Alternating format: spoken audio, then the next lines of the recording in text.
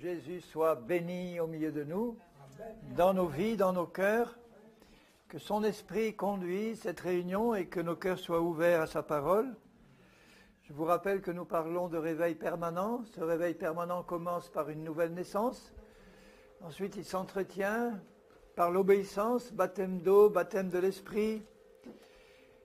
Et ensuite, persévérance dans la vie pratique de l'Église qui consiste à méditer l'enseignement, recevoir l'enseignement des apôtres, de vivre la communion fraternelle, de partager le pain, la scène et de prier. Prier seul, prier en groupe, prier dans votre langue maternelle, c'est-à-dire par l'intelligence, prier en langue. Tout ceci entretient le réveil.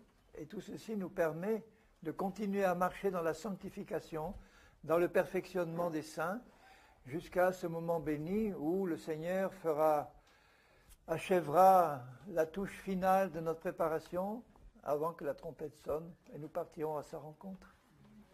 Voilà le programme tout simple.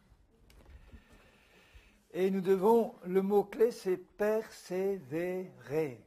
Persévérer, parce qu'il y a on l'a vu hier, il y a des moments difficiles, il y a des mauvais jours, il y a un ennemi qui est présent, il va toujours essayer de saper le zèle des chrétiens, il va essayer de les fatiguer, il va essayer de les séduire, il va essayer de les impressionner. Eh bien que nos yeux soient toujours fixés sur celui qui nous encourage, que nos yeux soient fixés sur celui qui est tout-puissant, sur celui qui nous aime d'un amour éternel. Il est bien dit, fortifiez-vous par la force du Seigneur, par sa force toute puissante. Et le Seigneur qui est fidèle nous conduira au but comme il l'a promis. Je vous rappelle ce verset encore parce qu'il est tellement important que je préfère me répéter 10 fois afin qu'il soit bien compris dans 1 Thessaloniciens 5. 1 Thessaloniciens 5. Là, j'ai envie de lire à partir du verset 16. 1 Thessaloniciens 5, 16, parce que ce sont des versets qui nous montrent comment aussi entretenir le réveil. Soyez toujours joyeux. Joyeux, même quand vous pleurez, parce que Paul a dit souvent aussi qu'il était affligé. Donc on peut être à la fois joyeux et pleurer, parce qu'au fond de notre cœur, on a la joie du salut, même quand on est dans les afflictions et les épreuves. Soyez toujours joyeux par la foi. Priez sans cesse. Et prier sans cesse, et rester constamment en contact avec le Seigneur et en relation avec lui. Quoi qu'on fasse, on sait, même si vous êtes occupé à faire un travail qui vous concentre, votre intelligence, votre esprit, lui, est en contact avec le Seigneur.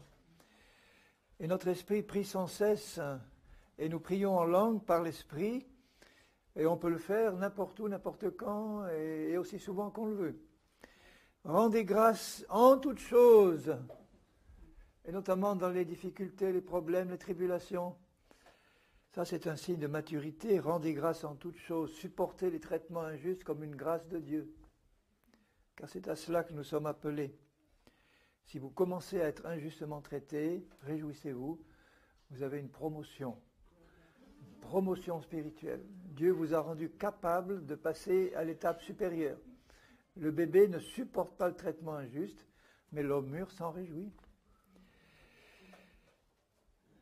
Examinez toutes choses, retenez ce qui est bon, donc toutes choses, que ce soit une prédication, que ce soit une prophétie, que ce soit tout examiné à la lumière de l'esprit et de la parole. Abstenez-vous de toute espèce de mal. Le grec dit abstenez-vous de toute apparence de mal. S'il est possible d'éviter même l'apparence du mal, ça donnera un peu moins de bâtons à l'ennemi pour nous frapper. Que le Dieu, alors voilà les 2 versets que je voulais vous rappeler, que le Dieu de paix vous sanctifie lui-même tout entier. Vous voyez que c'est lui qui le fait, mais nous participons à ce travail de sanctification par notre bonne volonté, notre désir et notre foi. Que le Dieu de paix vous sanctifie lui-même tout entier et que tout votre être, l'esprit, l'âme et le corps soient conservés irréprochables lors de l'avènement de notre Seigneur Jésus-Christ. Et ce processus de sanctification commence le jour de la nouvelle naissance et s'achève le moment de l'enlèvement. Il est un processus qui doit être constant, permanent, jusqu'au moment où le Seigneur l'achèvera en enlevant de notre corps la puissance de péché qui s'appelle la chair. Notre corps revêtira l'immortalité. Ce qui peut rester de charnel dans l'âme sera aussi ôté et la perfection terminée, globale, absolue, sera achevée. Parce qu'il faut que l'épouse qui va monter à la rencontre du Seigneur soit pure, sans ride, ni tache, ni rien de semblable, mais sainte et irréprochable. Alors que cet objectif, surtout, ne vous semble pas inaccessible, puisque Dieu nous le montre, et il nous dit que celui qui vous a appelé est fidèle, au verset 24, et c'est lui qui le fera. C'est lui qui nous sanctifie, c'est lui qui le fera, mais il exige la foi, c'est-à-dire la certitude qu'il le fera. Nous sommes sûrs qu'il le fera. Donc si je te pose la question aujourd'hui, est-ce que tu es sûr que tu vas être enlevé quand la trompette va sonner? Tu réponds? Amen. Amen. Parce que c'est par la foi, c'est pas par nos œuvres. Hein. C'est par la foi parce que je sais qu'il le fera, parce que je crois qu'il le fera. Et pourquoi je crois qu'il le fera? Parce qu'il le dit, c'est écrit là. C'est lui qui le fera parce qu'il est fidèle. Il vaut la peine d'être cru, il vaut la peine qu'on lui fasse confiance. Maintenant, je continue sur l'enseignement des apôtres. On a vu ce matin l'organisation biblique de l'Église. Je vais parler rapidement de son fonctionnement, parce que il n'y a pas de directives précises, détaillées sur le fonctionnement de l'Église. On voit simplement quelques exemples là. En fait, comme le Seigneur laisse une pleine liberté dans l'esprit pour le fonctionnement de son Église, si on veut vraiment le laisser diriger et qu'on voit quels sont les principes généraux que j'ai rappelés ce matin, les principes généraux de l'organisation de l'Église, les saints, les anciens au niveau de la ville, les ministères de tous, les diacres, le fonctionnement pratique dans une vie de proximité, de frères et sœurs qui vivent dans le même quartier, le même village, qui se voient souvent, qui partagent tout, qui se réunissent pour étudier la parole, pour prier, pour prendre le pain et le vin ensemble. Vous voyez que puisque l'Église primitive était répartie en groupes de maisons dans les grandes villes de l'époque ou les villes de l'époque, chaque petite cellule fonctionnait de manière autonome.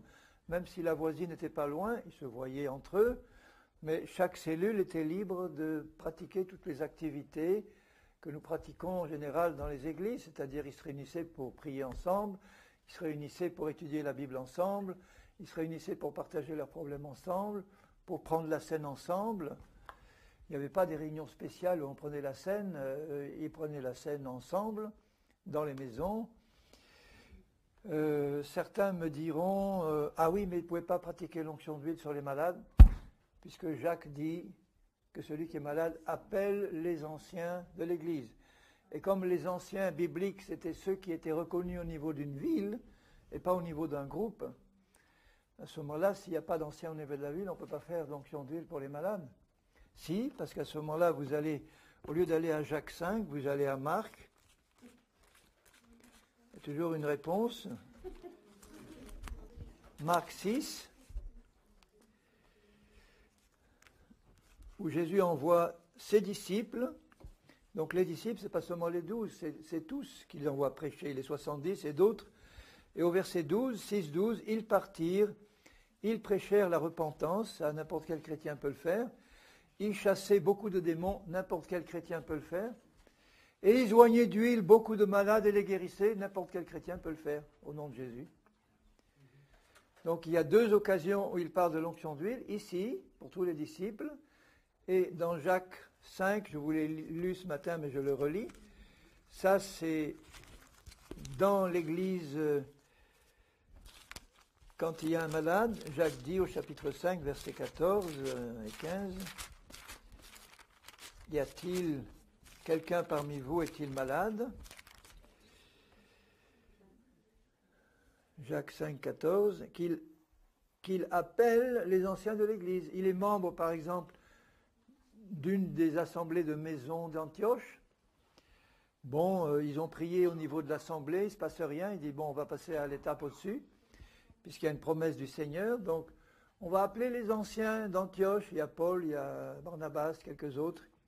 Les anciens vont venir, ou dans la maison où ils se réunissent, ou dans la maison du malade, ça dépend s'il est alité ou pas, et que les anciens prient pour lui, en loignant d'huile au nom du Seigneur. La prière de la foi sauvera le malade, et le Seigneur le relèvera, et s'il a commis des péchés, il lui sera pardonné. Donc vous voyez qu'il y en a pour tout le monde. L'essentiel, c'est d'avoir la foi, qu'on fasse l'onction d'huile, qu'on impose les mains ou pas. On peut avoir la foi pour prier pour la guérison d'un malade sans faire d'imposition des mains et d'onction d'huile, mais ce sont des moyens que Dieu nous donne pour montrer que la vie pratique de l'Église, c'est ça aussi.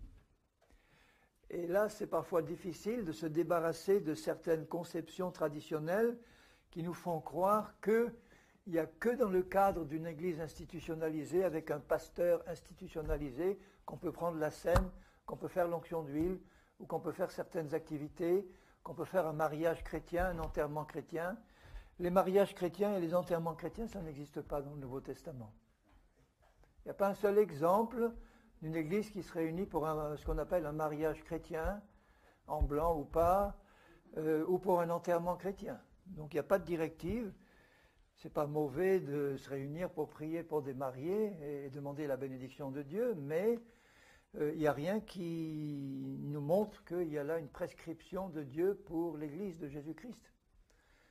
Ce sont des traditions qui ne sont pas mauvaises, mais ce qui fait un mariage chrétien, c'est un engagement de deux chrétiens, hommes et femmes, qui s'aiment et qui s'engagent à être époux et épouses devant Dieu. Là, ils sont engagés, là, ils sont mariés, mais attention, il faut que les familles soient au courant et mettent leur bénédiction. Il faut qu'on respecte les lois du pays. Alors si vous êtes en Afrique et que c'est la coutume, on sait très bien que dans la coutume africaine, pour l'engagement d'un mariage, il faut faire telle chose. On est ici, il faut respecter les lois du pays, il faut aller à la mairie. Certains se marient à l'église, entre guillemets, avant d'aller à la mairie. D'autres vont à la mairie d'abord, à l'église après. Mais il n'y a aucune instruction précise sur la manière d'organiser un mariage dit chrétien. Donc toute liberté est laissée aux enfants de Dieu pour organiser ça comme ils veulent. Un enterrement chrétien aussi. C'est l'occasion de rendre un témoignage à ceux qui n'ont pas entendu l'Évangile, mais il n'y a aucune prescription qui le donne là. Alors donc le ministère pastoral tel qu'il est indiqué là, tel qu'il est présenté là, ne correspond pas toujours à la manière dont le ministère pastoral est exercé aujourd'hui dans la pratique. Maintenant, il ne faut pas critiquer ce qui se passe aujourd'hui, il faut avoir la liberté d'entrer sans crainte dans le fonctionnement pratique de l'Église, sans crainte d'être jugé ou sans crainte d'être condamné si vous obéissez au modèle biblique. Si vous êtes donc membre d'une petite cellule de maison qui n'appartient pas à une dénomination ou à une église organisée, eh bien, ayez la liberté de vous réunir sans crainte, sans avoir un esprit de culpabilité en disant on forme un petit groupe de maison, donc on ne forme pas une véritable église. Mais l'église, c'est vous, ce n'est pas un bâtiment. L'église, ce n'est pas une organisation. Donc, ayez cette liberté. Allez faire un tour dans les églises instituées du coin pour voir comment elles fonctionnent, prendre la température. Il se peut que vous tombiez sur une excellente église avec un bon pasteur ouvert, des chrétiens qui ont soif de vérité. J'encourage toujours les chrétiens seuls à aller faire un tour dans les églises de leur environnement pour voir comment elles fonctionnent, prendre des contacts, sentir dans leur cœur si le Seigneur ne veut pas qu'ils se trouvent là à leur place, au moins pendant un temps. Donc, dans toute la liberté de l'esprit, sans engagement, priez que Dieu vous indique dans votre cœur quels sont les chrétiens avec lesquels il va vous mettre en contact pour vivre une vie chrétienne normale selon le modèle biblique. Et il y en a dans toutes les églises et en dehors des églises de ces chrétiens-là. Donc je leur dis toujours à mes frères et sœurs qui me disent « Est-ce que tu ne peux pas me conseiller un groupe de chrétiens quelque part qui marche vraiment selon le Seigneur ?» Je dis « Écoute, demande au Seigneur qui te guide, fais le tour des églises de ton environnement, parce qu'il y en a sûrement là-dedans, sûrement. Demande le discernement au Seigneur. Il y en a aussi en dehors des églises. Demande que le Seigneur te fasse rencontrer ces chrétiens-là et établis avec eux des relations de communion fraternelle réelle pour pratiquer la vie normale de l'Église, c'est-à-dire prier ensemble, étudier la Bible ensemble, partager les problèmes ensemble, prendre la scène ensemble, prier pour les malades ensemble, sans crainte. Quelqu'un me disait là aujourd'hui que une sœur est allée se faire, dans une église, se faire oindre d'huile par le pasteur, qui lui a dit, ma sœur, oui, tu as bien fait de venir ici dans une église te faire oindre par le pasteur, parce que tu n'aurais pas le droit de le faire dans un petit groupe, une cellule de maison. C'est pas permis, c'est pas biblique. Alors, si j'étais là, j'aurais demandé au pasteur, montre-moi un verset dans la Bible qui me montre que c'est pas biblique. Parce que lui, il faisait référence au passage de Jacques 5. Il dit, appelle les anciens, et pour lui, les anciens, c'est lui, évidemment. Et donc, c'est pas biblique selon sa conception biblique. Mais si on prend le modèle biblique des anciens, ben à ce moment-là, on n'en trouve pas beaucoup. Des anciens qui sont reconnus au niveau d'une ville par l'ensemble des églises ou des communautés chrétiennes qui s'y trouvent. Donc si ces anciens-là n'existent pas, il y a d'autres manières d'accomplir la volonté de Dieu. La priorité, c'est que les chrétiens ne restent pas seuls, mais demandent à Dieu qu'il les mette en contact avec des chrétiens qui ont la même soif de vérité, le même amour du Seigneur, le même désir de marcher dans la vérité, d'obéir à sa parole, de rechercher sa volonté et de progresser dans la sanctification. Et le Seigneur le fera. Il dirigera ceux qui ont la même soif et il est en train de mettre en contact en ce moment partout dans le monde ces chrétiens-là qui composent son épouse, de les mettre en relation parce qu'il y a un besoin. Je vais en parler quand on parlera de communion fraternelle. La communion fraternelle, c'est pas rencontrer n'importe qui et partager un bon repas. C'est pas ça la communion fraternelle. Donc, maintenant, je vais détailler un point particulier. Je vais parler de la scène, puisque c'est un des 4 piliers de l'Église. Donc, c'est à la fois dans la doctrine des apôtres et aussi dans l'un des 4 piliers de l'Église, qui sont, je le rappelle, la méditation de la parole, la communion fraternelle, la fraction du pain et les prières. Alors si j'ouvre la Bible à 1 Corinthiens 11,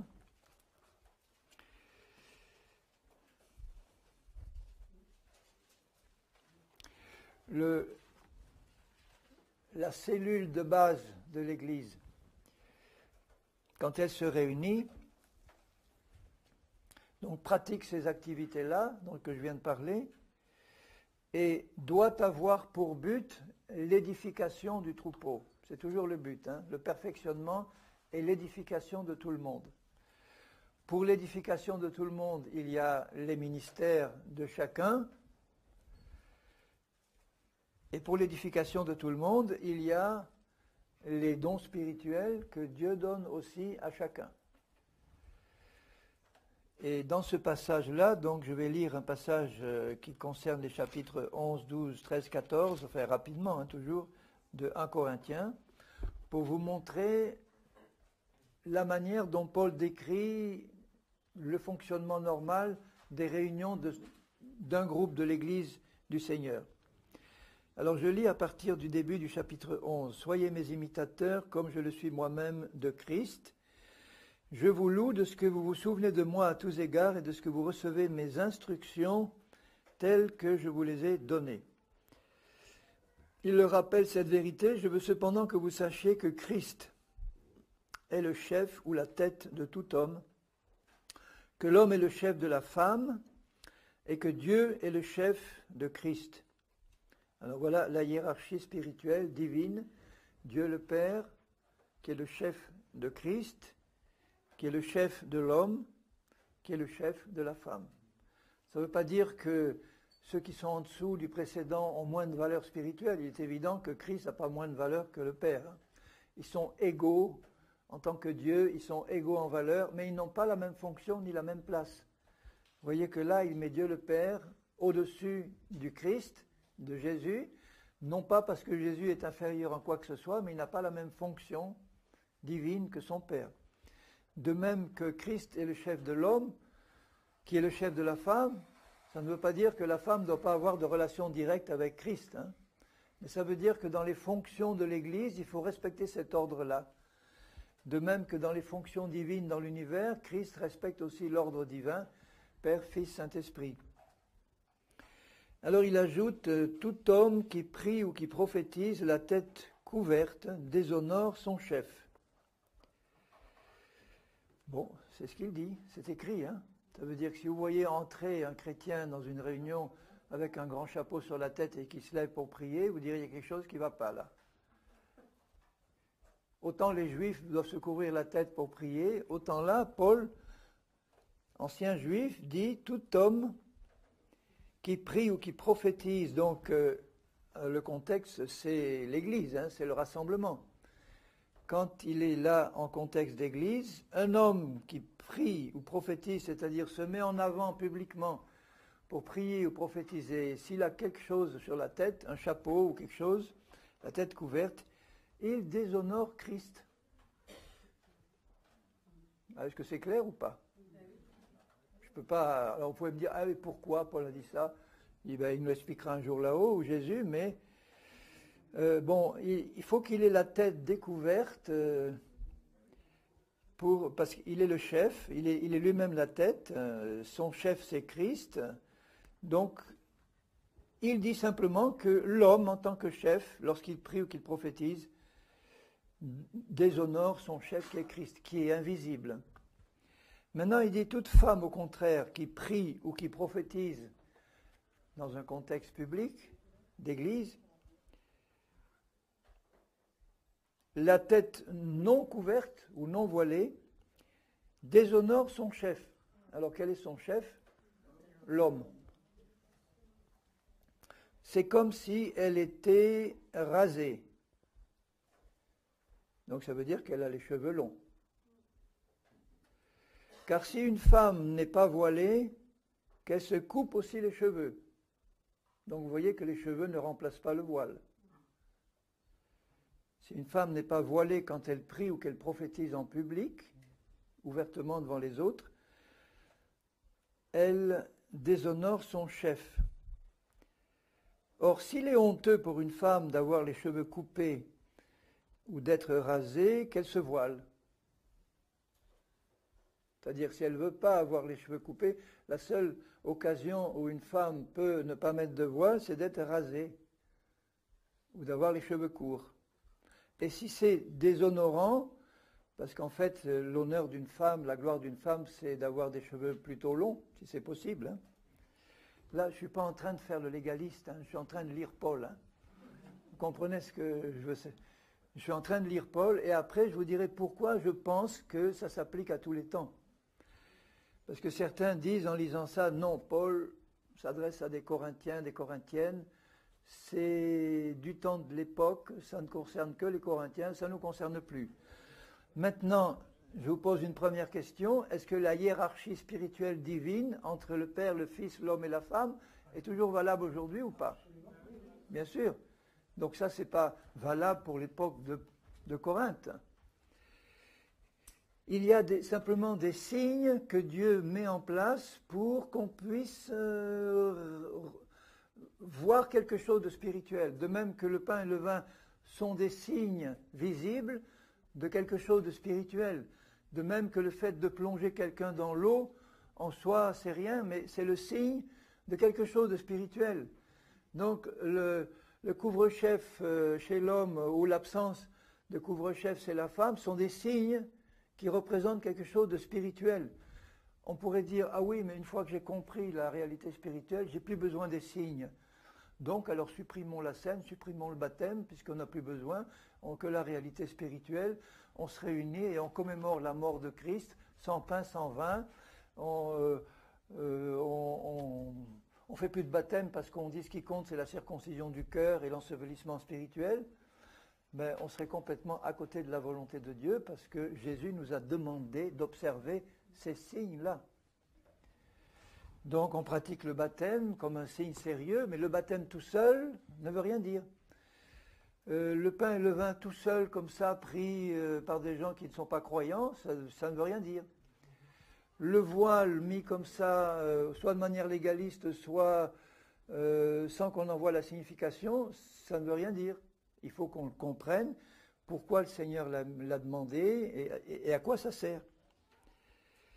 Donc il dit au verset 6, « S'il est honteux pour une femme d'avoir les cheveux coupés ou d'être voilée, rasée, qu'elle se voile. L'homme ne doit pas se couvrir la tête puisqu'il est l'image et la gloire de Dieu. » Enfin, il devrait l'être, hein. Il l'est. Le rôle de l'homme sur la terre, Dieu est invisible. Christ n'est plus là, Dieu est invisible. Celui qui est censé représenter le premier, l'image et la gloire de Dieu, c'est l'homme. C'est sérieux, hein?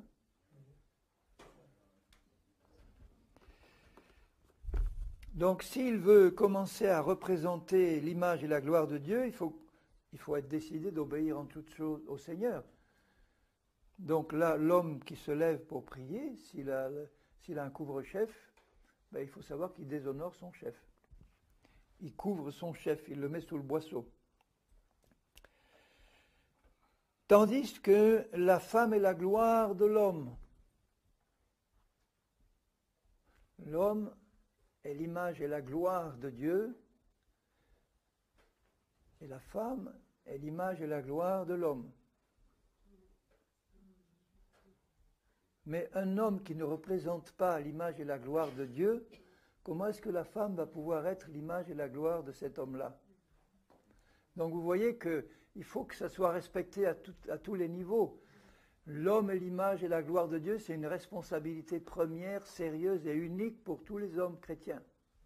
Il faut qu'ils aient à cœur de représenter l'image et la gloire de Dieu, à cœur de se sanctifier, à cœur d'être les premiers, à cœur d'être les modèles, à cœur d'être sur la terre un modèle de Christ invisible. Et à ce moment-là, la femme qui est placée en dessous, mais pas en valeur, mais simplement dans la hiérarchie et dans le fonctionnement de l'Église, va accepter d'être l'image et la gloire de celui qui est l'image et la gloire de son chef. Et tout va se faire dans la beauté de la hiérarchie divine. La femme aura à cœur de respecter l'autorité du mari, parce que le mari va représenter vraiment Christ. Elle-même va représenter ce que Christ veut qu'elle représente, quelqu'un qui est là pour être l'image et la gloire de l'homme. Est-ce que c'est difficile à comprendre un peu? Si une femme n'a pas son mari à côté d'elle, alors on fait quoi? Oui, mais attends, il ne parle pas du mari et de l'épouse, il parle de l'homme et de la femme. Ça ne concerne pas les maris et les épouses, ça concerne les hommes et les femmes. Ça concerne les femmes non mariées, ça concerne les hommes non mariés. Il parle de l'homme et de la femme. Une femme célibataire va reconnaître dans l'homme quelqu'un qui doit être à l'image et à la gloire de Dieu, et donc une femme doit reconnaître l'autorité de n'importe quel homme, qu'il soit son mari ou pas, et à plus forte raison son mari. Hein. Une reconnaissance de l'autorité, ça veut dire je reconnais qu'il y a un ordre divin. Aujourd'hui, dans le monde, on a tendance à mettre tout le monde égaux, ce qui fait que souvent la femme a tendance à prendre une place que Dieu ne lui donne pas, et les hommes ont tendance à démissionner. Alors si cet esprit-là vient dans l'Église, ça veut dire que les femmes prennent le pouvoir et les hommes démissionnent. Il ne doit pas en être comme ça. Le rôle de l'homme est fondamental dans l'Église, donc dans le foyer chrétien. C'est lui qui est le chef, c'est lui qui représente Christ, c'est lui qui a la responsabilité d'être le premier en tout. C'est lui qui doit dire, si moi je suis appelé à aimer ma femme comme Christ aime l'Église, je parle là du couple cette fois, ou bien en tant qu'homme non marié, à représenter devant tous, et en particulier devant la femme qui représente l'Église, hein. enfin, sur un plan général, enfin, le couple représente Christ et son épouse, mais l'homme en tant que chef représente Christ. Et la femme en tant que femme doit représenter aussi ce que l'Église doit représenter pour Christ, à plus forte raison au niveau du couple, mais de manière générale aussi. Il faut que n'importe quelle femme soit animée de l'esprit qui anime l'épouse de Christ devant Christ. Et l'endroit, enfin là où elle peut mieux le manifester, c'est au niveau du couple chrétien. Mais une femme non mariée qui réalise que Dieu a placé l'homme comme quelqu'un qui est à l'image et à la gloire de Christ, qu'il soit marié ou pas, elle doit avoir à cœur de dire devant cet homme qui représente l'image et la gloire de Christ, c'est pas mon mari mais c'est un homme, eh bien je dois moi aussi m'efforcer de représenter celle que Dieu appelle l'Église, qui par rapport à Christ doit avoir cette attitude de respect et de soumission. Et notamment au niveau, il ne s'agit pas de se comporter de manière inappropriée entre hommes et femmes qui ne sont pas mariés. Hein. C'est une reconnaissance spirituelle de l'autorité de l'homme en général. Et une reconnaissance spirituelle de la place particulière que Dieu lui donne. Alors moi, en tant qu'homme, je ne dis même pas en tant que mari, mais en tant qu'homme, je me sens appelé par Dieu à tout faire pour être, par la grâce de Dieu, hein, l'image et la gloire de Christ sur la terre. À ce moment-là, dans la mesure où j'y parviens, les femmes qui me regardent disent « Tiens, celui-là, il manifeste, enfin je dis pas, manifeste le mieux possible l'image et la gloire de Christ. Moi aussi, je veux manifester l'image et la gloire de l'homme, au sens que je veux être devant cet homme l'image et la gloire de l'Église, de l'épouse. C'est pas mon mari, hein, mais ça représente, la femme représente l'Église, l'homme représente Christ. Quand il dit là, le chef de tout homme, l'homme est le chef de la femme en général, hein, il ne parle pas de son épouse.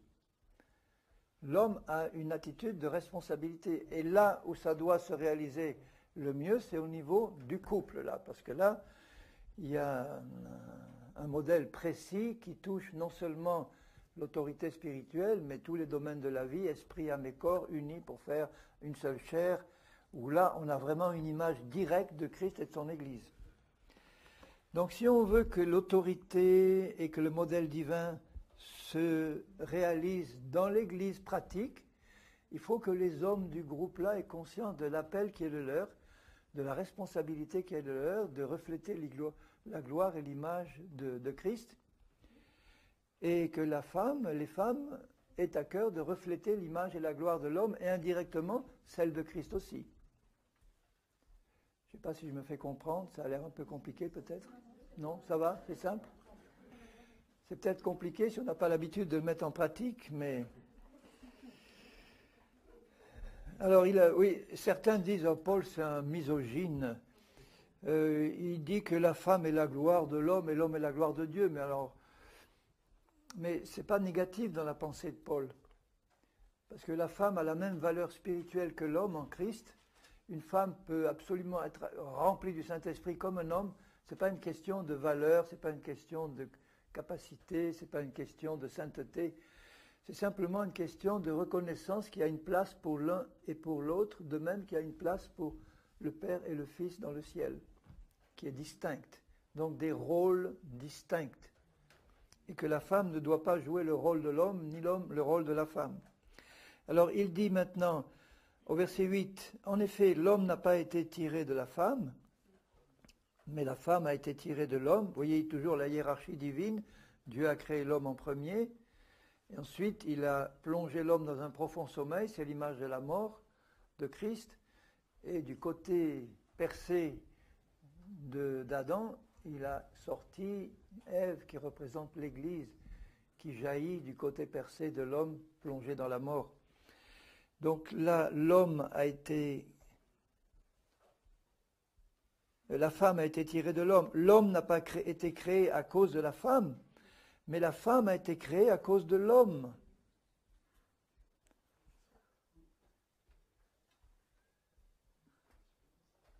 Ça veut dire que l'homme a besoin de la femme. C'est pourquoi la femme, et oui, il a dit, je vais te créer une aide semblable à toi. Ça veut dire que si vous n'avez pas le don du célibat, eh bien, vous n'allez pas vous en sortir si vous n'êtes pas marié. Vous n'allez pas vous en sortir bien. Maintenant, si vous voulez rester célibataire, vous demandez à Dieu le don du célibat et il vous le donne. Hein. Mais le but suprême de Dieu, c'est le mariage de Christ et de l'Église. Donc, la règle normale dans le monde, c'est le mariage de l'homme et de la femme. Maintenant, l'exception qui confirme la règle, c'est celui qui veut rester célibataire se prive du meilleur pour un service plus efficace, avec moins de distractions pour Christ, mais il se prive du meilleur. Alors que dans les religions, on en fait le contraire. On dit celui qui est célibataire, il est meilleur spirituel. Non, il se prive du meilleur dans le plan de Dieu. C'est pourquoi, verset 10, la femme, à cause des anges, donc ce n'est pas relatif à la culture de l'époque, doit avoir sur la tête une marque de l'autorité dont elle dépend. Et malheureusement qui n'est pas exercée le plus souvent comme Dieu voudrait qu'elle soit exercée, l'autorité de l'homme. Donc j'appelle les hommes à se réveiller à cet appel. J'appelle les hommes de l'Église à occuper leur place que Dieu leur a réservée, à ne pas démissionner de leur fonction de chef spirituel, à la fois de leur foyer ou s'ils ne sont pas mariés, dans l'Église de Christ. Ça veut dire que même dans un petit groupe où il n'y a pas d'anciens au niveau de la ville, mais qui fonctionne de manière informelle, le groupe-là doit réaliser, les femmes en particulier, que les hommes-là ont un appel particulier, que les hommes qui sont là réalisent qu'ils ont un appel à être les chefs, les leaders, enfin bon, les chefs de ce groupe au sens spirituel. C'est eux qui doivent rechercher constamment à avoir une longueur d'avance, parce que le chef c'est le modèle, c'est lui qui doit avoir une longueur d'avance pour entraîner les autres, c'est lui qui doit exercer de la part de Dieu le rôle de nourrisseur et de protecteur du troupeau, même s'il n'y a pas d'anciens, c'est les hommes qui doivent d'abord, de même qu'au niveau d'un couple, le rôle que l'homme reçoit de la part de Dieu, c'est d'être avant tout celui qui protège, celui qui nourrit, et sa femme, c'est celle qui aide, c'est celle qui le soutient, c'est celle qui veille aux soins domestiques, etc., à l'éducation des enfants aussi. L'homme va pourvoir aux besoins et protéger. Et une femme qui ne se sent pas protégée et nourrie, elle est en situation d'insécurité. Donc, mes frères hommes, nous avons une grande responsabilité dans l'Église à occuper notre place de chef, à rechercher auprès de Dieu, à être vraiment rempli de l'esprit de Christ, qui est vraiment le chef, cet esprit de service, d'amour, de force, de sagesse, qui fait que dans l'Église, si les hommes sont d'abord à leur place, le reste doit suivre beaucoup plus facilement. Il y a aussi un appel de Dieu à ce que les femmes prennent aussi leur place. Une place qui n'est pas une place de domination des hommes, de rébellion,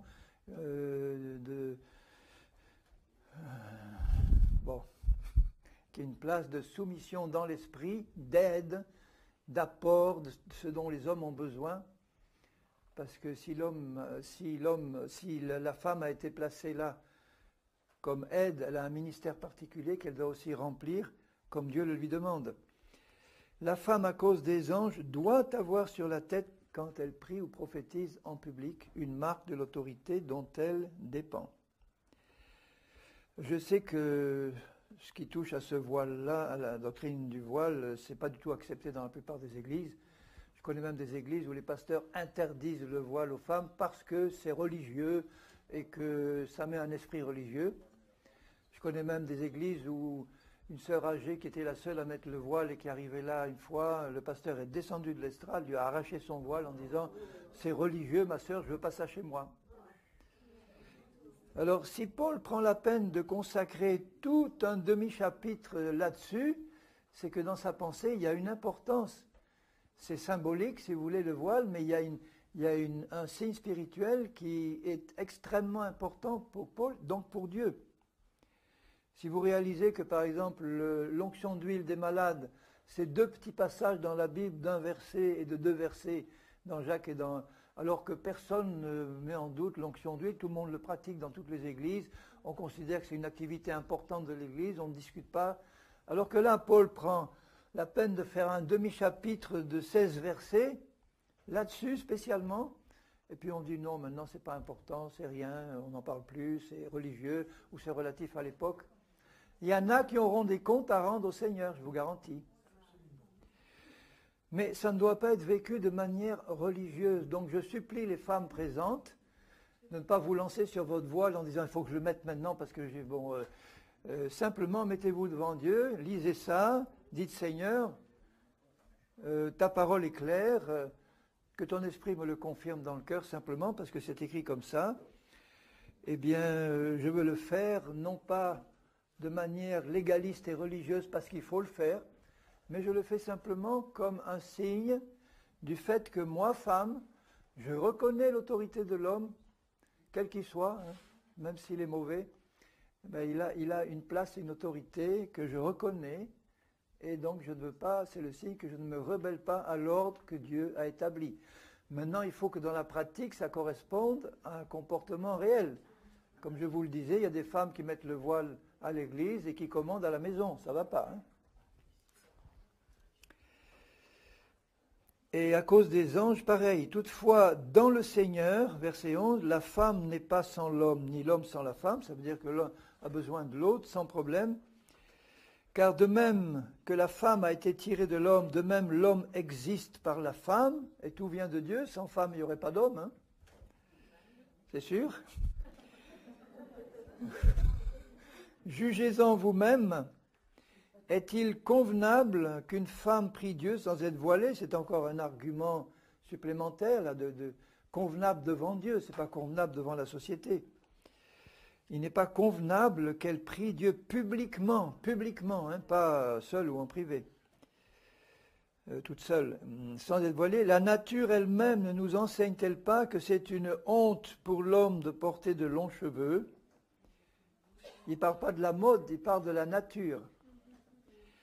Donc c'est anti-naturel pour un homme d'avoir des longs cheveux, parce que c'est plutôt la gloire de la femme, mais que c'est une gloire pour la femme d'en porter, parce que la chevelure lui a été donnée comme, non pas comme voile, dit le texte grec, comme ornement. Ornement.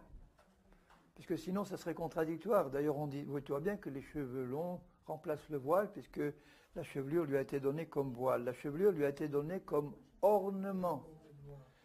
Voilà, donc c'est une gloire pour une femme, et c'est la raison pour laquelle, dans certaines religions, comme l'islam, on veut voiler les femmes, parce que, comme une belle chevelure féminine, c'est glorieux, il réserve la contemplation de cette gloire uniquement à son mari. Et les Juifs, c'était pareil. Parce que la chevelure lui a été donnée comme ornement, si quelqu'un se plaît à contester, donc déjà à l'époque c'était le cas, hein, nous n'avons pas cette habitude non plus que les églises de Dieu. Donc je ne vais pas insister là-dessus, j'en ai assez parlé, mais il fallait le dire. En donnant cet avertissement, ce que je ne loue pas, c'est que vous vous assemblez, donc vous voyez c'est le contexte d'église, non pour devenir meilleur, mais pour devenir pire. Parce que je vous donne des instructions de la part de Dieu, et vous n'obéissez pas. Donc vous réunissez pour devenir pire. Et l'apôtre emploie un langage ferme. Et d'abord, j'apprends que vous réunissez en assemblée, il y a parmi vous des divisions, et je le crois en partie, car il faut qu'il y ait aussi des sectes parmi vous, des sectes au sens des groupes d'avis différents, afin que ceux qui sont approuvés par Dieu, hein, soient reconnus comme tels au milieu de vous. Ça veut dire qu'il y en a plusieurs qui ont des avis différents, et il y a ce groupe-là qui est dans la pensée de Dieu, Dieu va l'approuver d'une manière ou d'une autre, et les autres seront obligés de reconnaître que c'est eux qui ont raison devant Dieu. Donc il faut qu'il y ait des sectes pour que ceux qui soient approuvés soient reconnus comme tels au milieu de vous. Lors donc que vous vous réunissez, donc là c'est une réunion de l'assemblée, d'un groupe de l'Église, ce n'est pas manger le repas du Seigneur. Ils se réunissaient pour manger aussi le repas du Seigneur. Car quand on se met à table, chacun commence par prendre son propre repas, et l'un a faim, tandis que l'autre est ivre. Donc c'était du vin qu'ils amenaient pour le repas. Ils prenaient un repas en commun et la scène après. Et comme il y avait des riches et des pauvres, les riches s'empiffraient et les autres avaient faim. N'avez-vous pas des maisons pour y manger et boire, ou méprisez-vous l'église de Dieu et faites-vous honte à ceux qui n'ont rien? Que vous dirais-je? Vous louerai-je? En cela je ne vous loue pas. C'est pour ça que peu à peu on a déconnecté la scène des repas pour éviter ces abus-là, et que maintenant on prend la scène uniquement, mais on peut la prendre à la fin d'un repas sans problème. Car j'ai reçu du Seigneur ce que je vous ai enseigné. C'est que le Seigneur Jésus, dans la nuit où il fut livré, prit du pain. Le mot pain en grec, c'est le mot artos, qui veut dire pain levé. Il y a deux mots principaux pour pain, artos qui veut dire pain, la miche de pain levé, et azumos qui est le pain azim sans levain. Là, il emploie le mot artos. Donc c'est contraire à la coutume juive, puisqu'à la Pâque, ils prenaient du pain azim. Et les disciples ont dû se demander pourquoi ils prenaient du pain ordinaire. Et nous, on le sait maintenant, parce que le levain représente le péché. Et sur la croix, Jésus a pris nos péchés dans son corps azim. Le corps de Jésus était parfaitement azim, sans péché. Et sur la croix, le péché est entré dans son corps. Et il a pris du pain levé. Là aussi, ne soyons pas religieux. Si vous prenez du pain azim, bon, prenez-le, mais ce n'est pas une question de religiosité, c'est une question de compréhension de ce qui s'est passé là. Après avoir rendu grâce, le rompit et dit, prenez, mangez, ceci est mon corps qui est rompu pour vous. Ça représente le corps de Christ rompu pour vous. Faites ceci en mémoire de moi. De même, après avoir soupé, il prit la coupe. On peut donc penser que c'était une coupe de vin, puisqu'il vient d'en parler à propos de ceux qui sont ivres. Et dit, cette coupe est la nouvelle alliance en mon sang, faites ceci en mémoire de moi toutes les fois que vous en boirez. Car toutes les fois que vous mangez ce pain et que vous buvez cette coupe, vous annoncez la mort du Seigneur jusqu'à ce qu'il vienne. C'est pourquoi celui qui mangera le pain et boira la coupe du Seigneur indignement, ça veut dire d'une manière indigne, la signification la plus simple, c'est en état de péché conscient, en le sachant et en n'ayant pas réglé et confessé son péché, et en faisant comme si de rien n'était, alors que la mort de Christ est l'endroit où il a expié nos péchés, où il a pris nos péchés. Un chrétien en état de péché conscient se moque de Dieu en prenant le symbole de ce qui représente le moment où son péché a été expié par les souffrances de Christ. C'est quelque chose d'extrêmement grave pour Dieu. L'état de péché conscient, hein. Donc il ne s'agit pas là aussi de trembler parce qu'on aurait pu faire une petite peccadille et on l'a oublié. Oui, à la légère, comme ça. Sera coupable envers le corps et le sang du Seigneur. Que chacun donc s'éprouve soi-même avant et ainsi il mange du pain et boive de la coupe. Sous-entendu, il y a là une grande bénédiction en le prenant dignement. C'est le moment où vous commémorez la mort de Jésus. Ça veut dire que vous vous rappelez ce que cette mort représente. On a été affranchis du péché, nous sommes morts avec lui. Son sang nous a lavés, ses meurtrissures nous ont guéris. Et c'est pourquoi nous prenons le pain avant le vin, parce que les meurtrissures nous ont guéris. Les meurtrissures du corps de Jésus nous ont guéris. Le pain représente son corps et le vin représente son sang. Et il a été meurtri d'abord dans son corps et le sang est sorti après des meurtrissures. Donc les meurtrissures de Jésus nous donnent la guérison et son sang nous donne la rémission des péchés. Donc techniquement, il a été meurtri avant que son sang sorte. Et donc, nous avons donc la guérison avant d'avoir le pardon des péchés. Mais les deux ensemble dans le même sacrifice. Et c'est pourquoi il a pris d'abord le pain et ensuite le vin. Il dit au verset 30, « C'est pour cela qu'il y a parmi vous beaucoup d'infirmes et de malades, et qu'un grand nombre sont morts. Paul savait que Christ a pris nos maladies sur la croix et qu'il veut qu'on accomplisse le nombre de nos jours. Donc ce passage-là, c'est le seul de tout le Nouveau Testament qui donne une raison pratique de la cause de maladie, au moins chez les Corinthiens ou chez certains chrétiens. C'est le fait de prendre la scène d'une manière indigne, à la légère, en état de péché conscient.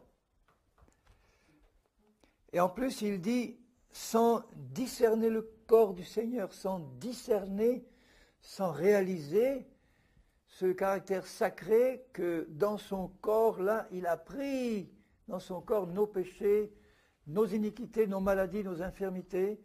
Donc ce corps de Jésus, flagellé, meurtri, cloué, percé, amené à la mort, c'est quelque chose d'absolument central dans l'univers de Dieu, c'est central dans la vie de l'Église, c'est central dans la pratique de la vie de l'Église, là où on commémore la mort de Christ, où nous sommes morts, où il a pris nos péchés, c'est central à la vie de l'Évangile. Imaginez quelqu'un qui, à la légère, en état de péché, prend ça, il ouvre la porte à Satan, qui peut à ce moment-là lui infliger maladie ou mort prématurée. C'est un jugement que Dieu a établi au sens que il a établi une règle, et si on transgresse la règle, l'ennemi arrive et il peut faire ce qu'il veut.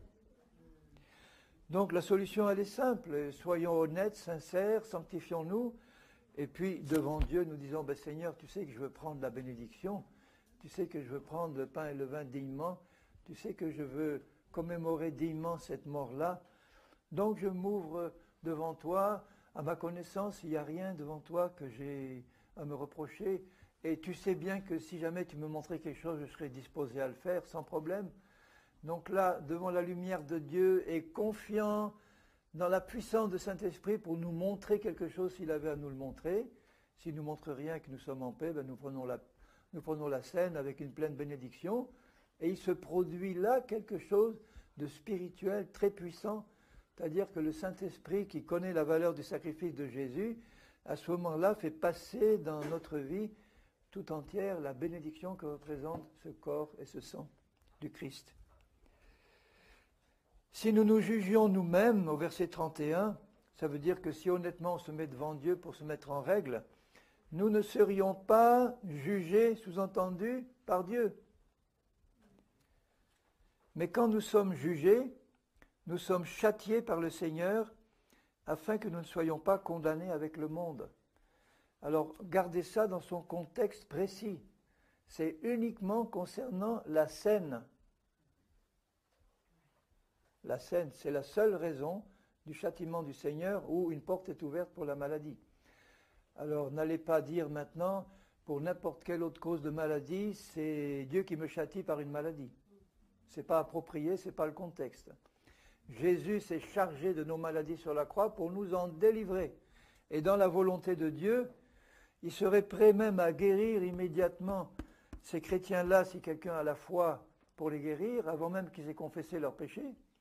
Mais il les appellera par le Saint-Esprit à reconnaître leurs péchés et à les confesser pour qu'ils ne recommencent plus. Afin que nous ne soyons pas condamnés avec le monde. Ainsi, mes frères, lorsque vous vous réunissez pour le repas, attendez-vous les uns les autres, au sens, ne faites pas n'importe comment, comme vous le faites là. Les uns s'enivrent, les autres ont faim, et puis c'est comme ça que vous prenez la scène, vous ne vous rendez pas compte de ce que vous faites. Vous êtes en train d'attirer sur vous un jugement de Dieu, alors que Dieu veut vous bénir en abondance. Je réglerai les autres choses quand je serai arrivé. Bon, j'espère que vous n'êtes pas un peu trop refroidi, non? Ça va? Au contraire, hein? Mais ça fait réfléchir tout ça. C'est sérieux tout ça. Le voile, c'est pas un détail. La manière de prendre la scène, c'est pas un détail. C'est quelque chose de puissant. Ces signes-là qui nous demandent de respecter, c'est pour honorer Dieu. Je crois vous l'avoir déjà dit l'an dernier, mais je connais un témoignage d'un évangéliste qui était un ami. Il y a longtemps que je ne l'ai pas vu, je ne sais même pas s'il est encore vivant, il était âgé. Qui associait sa femme à son ministère et sa femme, elle était déjà bien âgée, est morte d'un cancer au cerveau. Et puis, quelque temps après, 2 ans après, je crois, un certain temps après, un chrétien est venu le trouver en lui disant « Il faut que je te demande pardon. Il dit, pardon, pourquoi? Parce que j'étais un sataniste et j'étais dans une réunion publique où tu étais là, comme ils font d'habitude, ils essayent de le faire si c'est possible. Et j'ai vu sur l'estrade avec toi ta femme, elle a prié devant tout le monde, elle n'était pas voilée, et c'est moi qui lui ai envoyé un cancer. Alors ça ne veut pas dire que si vous priez non voilé dans une assemblée, vous allez tout de suite recevoir. Là, c'était un évangéliste, c'était public, c'était devant tout le monde. Rappelez-vous que Moïse avait assassiné un Égyptien avant d'aller dans le désert, apparemment Dieu ne lui a rien dit. Ensuite, à la fin de la pérégrination dans le désert, 40 ans après, alors que Dieu lui dit « Parle au rocher », alors il s'est mis en colère et il a frappé le rocher. « Est-ce de vous, ce rocher que je vais faire sortir de l'eau pour vous, un peuple rebelle ?» Donc devant toute la multitude, cet homme de Dieu, qui était l'homme le plus patient du monde, se mettre en colère comme ça et désobéir à Dieu en donnant 2 coups sur le rocher au lieu de lui parler, Dieu a dit « Ah non, ça tu ne peux pas faire ça, Moïse. Là tu me déshonores publiquement. Et il n'est pas question que je laisse passer ça. Donc tu n'entreras pas dans le pays de Canaan. » Ah Seigneur, et il l'a supplié plusieurs fois, « Non, tu n'entreras pas. » Ça, par rapport au meurtre d'il y a 80 ans avant, hein, ça semble, on dirait une peccadille, quoi. Bon, il s'est mis un peu en colère. Il avait une telle troupe de rouspéteurs sur le dos depuis 40 ans que, bon, là, il s'est mis un peu en colère. Et il avait frappé 40 ans avant le rocher, alors que Dieu l'avait dit, frappe le rocher. Là, il lui dit, parle le rocher. Alors, il s'est laissé aller, bam, bam. Ah, tu n'entreras pas. Vous voyez que quand Paul dit « Je serai prêt à punir toute désobéissance quand vous obéirez parfaitement », il a l'air de dire « Bon, tant que vous êtes encore si charnel, je veux bien vous donner un langage ferme, mais je ne vous punirai pas aussi sévèrement que quand vous aurez atteint une maturité, une stature spirituelle telle que si là, vous faites publiquement quelque chose qui ne va pas, là, la correction sera plus sévère. » Parce qu'il y a un exemple à donner.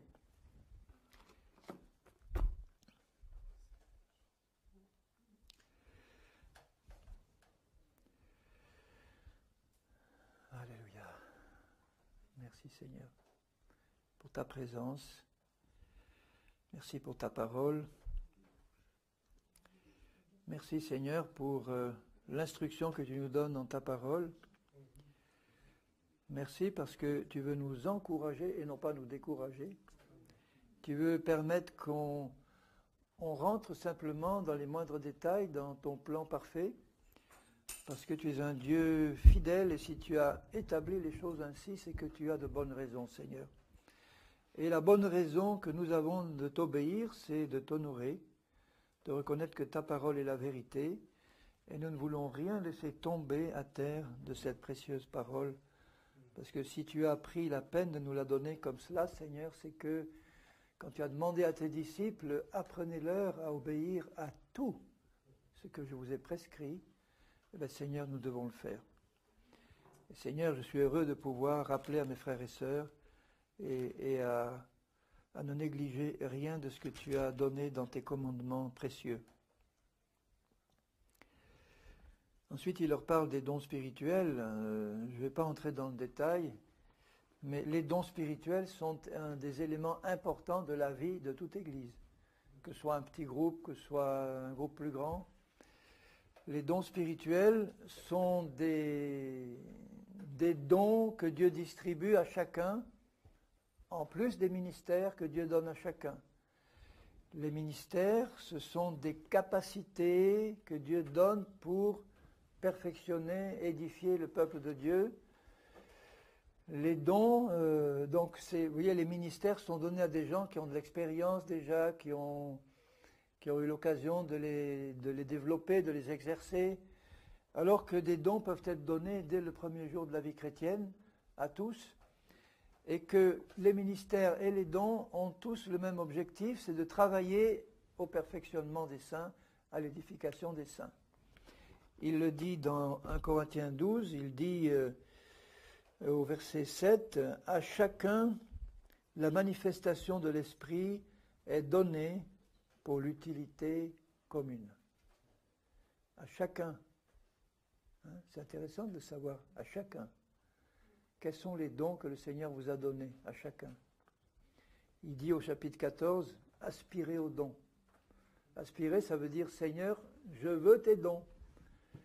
Pas pour me glorifier, mais pour l'édification. Le don que tout le monde doit avoir, dit Jésus, c'est le parler en langue. Maintenant, les autres dons sont des dons supplémentaires qu'il donne à chacun. Je donne juste la liste là au chapitre 12 et au verset 8. À l'un est donné par l'Esprit une parole de sagesse. C'est un don qui permet d'apporter la solution à un problème inextricable. À un autre, une parole de connaissance, c'est-à-dire qui permet de révéler des choses cachées qu'il faut savoir. À un autre, la foi qui est le don de foi et non pas le fruit de foi. C'est une dose de foi supplémentaire que Dieu vous donne pour franchir un obstacle apparemment infranchissable sans ce don. À un autre, les dons des guérisons au pluriel, parce qu'il y en a plusieurs. Certains peuvent avoir un don de guérison que pour les cancers ou pour l'épilepsie. Je connais un frère, il a un don pour l'épilepsie. Tous les épileptiques sont guéris à 100%. Mais vous pouvez avoir des dons pour plusieurs guérisons. Un autre, le don d'opérer des miracles. Ce n'est pas forcément des guérisons, mais des miracles. Changer l'eau en vin, marcher sur l'eau, chasser les démons, c'est un miracle aussi. Un autre, la prophétie, qui est édifier, consoler, exhorter. Un autre, le discernement des esprits, c'est-à-dire être capable de voir, de comprendre s'il y a des esprits qui agissent derrière un phénomène ou une personne, quel est l'esprit qui les anime. Un autre, la diversité des langues.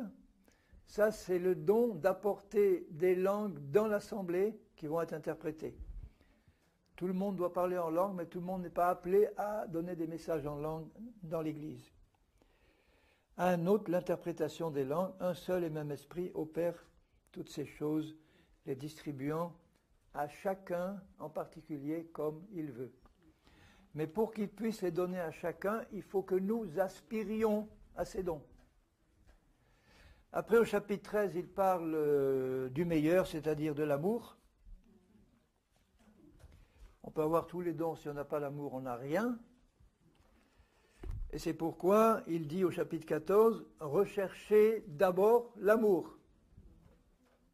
Je la recherche auprès de Dieu, l'amour, en disant, Seigneur, je veux être rempli de ton amour, c'est-à-dire rempli de ton esprit.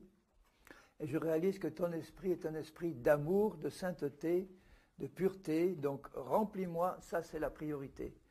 Aspirez aussi aux dons. Est-ce que nous aspirons aussi aux dons? Ça veut dire que si tu aspires, tu dis, Seigneur, je désire ce don pour l'édification de ton peuple, ou je désire ces dons, donne-les-moi, Seigneur, il vous les donne.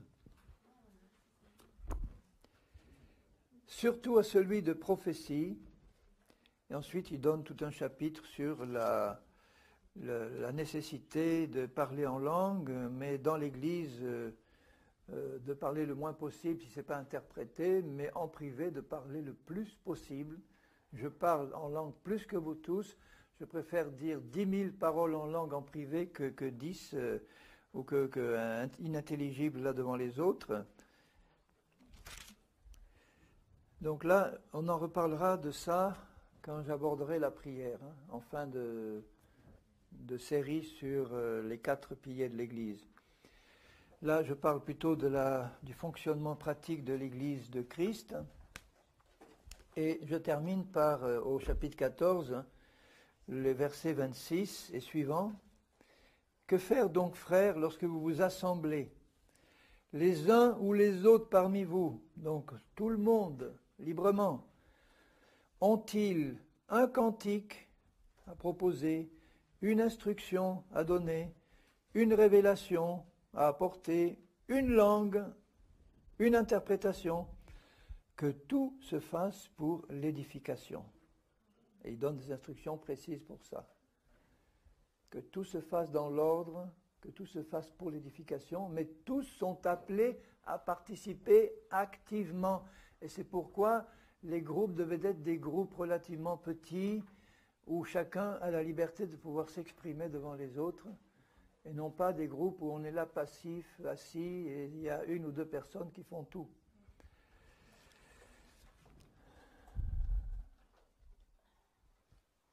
Et je termine au verset 33. Comme dans toutes les églises des saints, que les femmes se taisent dans les assemblées. Le contexte montre que ce n'est pas se taire de manière absolue, puisqu'il vient de dire que la femme qui prie ou qui prophétise, la tête non voilée, elle déshonore son chef. Donc, ce n'est pas se taire de manière absolue. Il ne leur est pas permis d'y parler, mais qu'elles soient soumises, comme le dit aussi la loi, si elles veulent s'instruire sur quelque chose, qu'elles interrogent leur mari à la maison. Voilà le contexte. C'est-à-dire, femmes, s'il vous plaît, arrêtez de bavarder et de poser des questions à vos maris, vous troublez la réunion, vous les poserez à la maison, surtout qu'au début, les femmes étaient à gauche, les hommes à droite, comme les juifs. Et ne troublez pas, il est malséant à une femme de parler au sens bavarder dans l'église. Mais si elle apporte quelque chose pour édifier le troupeau, c'est-à-dire un don spirituel, une prière, eh bien, qu'elle ouvre sa bouche. Et il termine en disant que tout se fasse avec bienséance et avec ordre.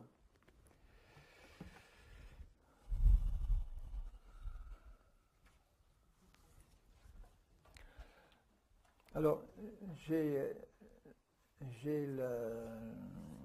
la conscience que il faudrait détailler tout ça bien plus que je ne le fais.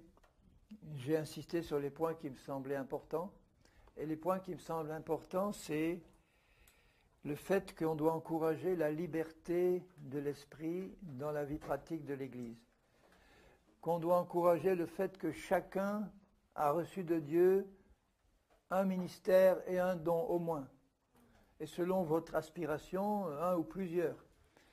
Et que donc on doit faciliter les conditions pour que tous puissent participer avec ordre et bienséance à l'activité de l'Église, de manière à ce que si on recherche l'édification, ça ira beaucoup plus vite que s'il n'y a qu'une ou deux personnes qui interviennent pour l'édification du troupeau.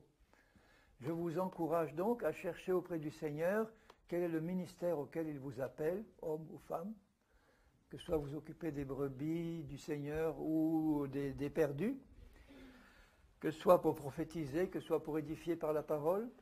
Je vous encourage à chercher auprès du Seigneur les dons qu'il en réserve pour vous, pour édifier le troupeau aussi, et à les exercer sans crainte, parce que c'est en les exerçant qu'ils vont se perfectionner. C'est en commençant à travailler dans les domaines que vous avez à cœur, dans lesquels vous avez à cœur d'intervenir, que vous allez vous perfectionner, comme dans le monde. C'est en vous mettant à l'œuvre que vous allez acquérir de l'expérience et de la capacité. C'est en commençant à exercer un don, même si il n'est pas encore bien parfait, que vous allez pouvoir continuer à l'exercer et qui va se purifier et que les autres vont pouvoir vous aider à discerner ce qui était bon, ce qui était mauvais, dans l'amour, de manière à ce que tout le monde puisse progresser dans l'exercice des ministères et des dons. Et le cri du cœur du Seigneur, c'est que je voudrais que tous mes enfants soient vraiment actifs dans mon Église, qu'ils puissent tous participer à l'édification des saints, être édifiés les uns par les autres, soumis les uns aux autres dans la crainte de Christ, respectant l'ordre que le Seigneur a établi dans sa parole, désireux de marcher par l'esprit et plus par la chair. Et je vous garantis que quand un groupe fait ça, je l'ai connu moi, quand un groupe fait ça, c'est vraiment extraordinaire la vie d'église.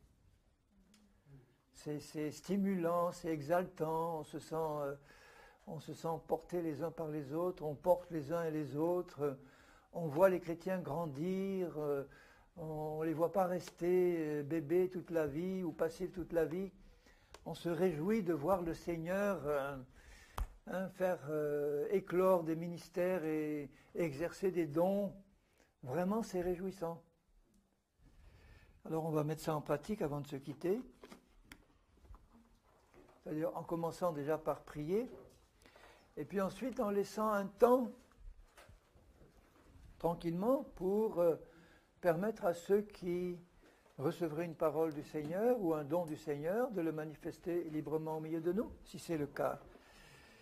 Il ne s'agit pas de forcer les choses, mais de simplement laisser le Seigneur donner une occasion de vous montrer ce que c'est que l'exercice d'un don quand il s'exerce.